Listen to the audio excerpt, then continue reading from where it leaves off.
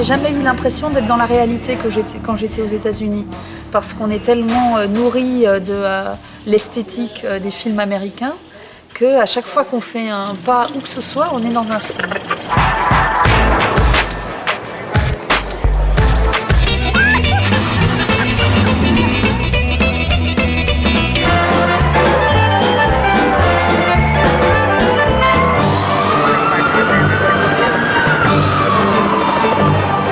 Ce qui me fascine aux États-Unis, c'est l'impression de rentrer dans les images d'un film. Et puis une fois qu'on est dans les images de ce film, voir à quel point c'est différent, vivant et prêt à l'aventure. On s'arrête dans les motels et là, on est dans les films de Tarantino. On ressort du motel, hop, on est dans un film de cow-boy. On s'attend à voir débarquer les Indiens. Il y en a qui vont parler des États-Unis en parlant de Paris, Texas, en parlant des frères Cohen, en citant le cinéma, etc. Moi, j'ai plus l'impression d'être dans une réalité et de vivre un film. L'Amérique est fascinante pour l'énergie de New York. Je pense que elle est particulière. On la trouve nulle part ailleurs aux États-Unis. J'arrive de JFK et je passe n'importe quel pont pour arriver sur Manhattan. J'ai l'impression d'être un aimant sur un frigo, quoi. Je suis recollée immédiatement sur l'énergie new-yorkaise. À New York, mon quartier favori reste Soho, toujours, encore. C'est un quartier très animé, beaucoup de boutiques, beaucoup de galeries d'art. Oui, j'irai à Manhattan pour les musées, pour les galeries, mais vivre à Brooklyn, je pense que c'est une vraie vie d'Américain, une vraie vie de nouveaux New-Yorkais, avec des quartiers d'artistes, des quartiers d'homos, des quartiers de religieux.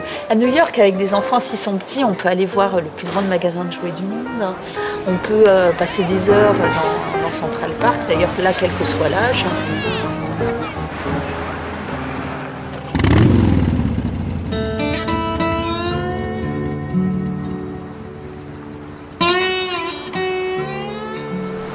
Être sur la route aux États-Unis, qui est un peu un grand rêve, cliché à tous, prendre une voiture coast to coast et voyager, rencontrer. Il y a deux routes, il y a la route 66 qui est célèbre et la route 1 qui est la route de Los Angeles à San Francisco, qui monte jusqu'au Canada.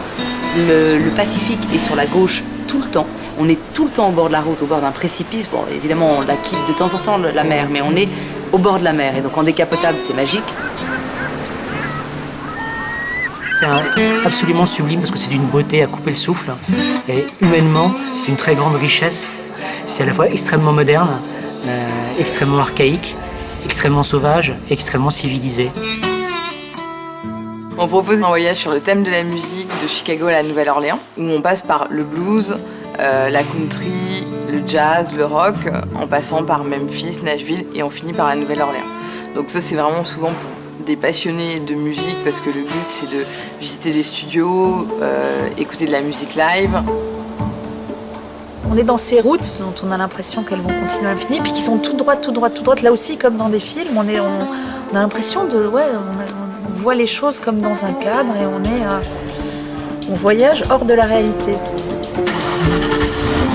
On sait que le pays est vaste, qu'on ne va pas rester. Donc les moments que l'on vit ensemble, on les vit avec beaucoup d'intensité. Et c'est ce qui fait le plaisir du vrai voyage. Parce que là, on fait vraiment un voyage.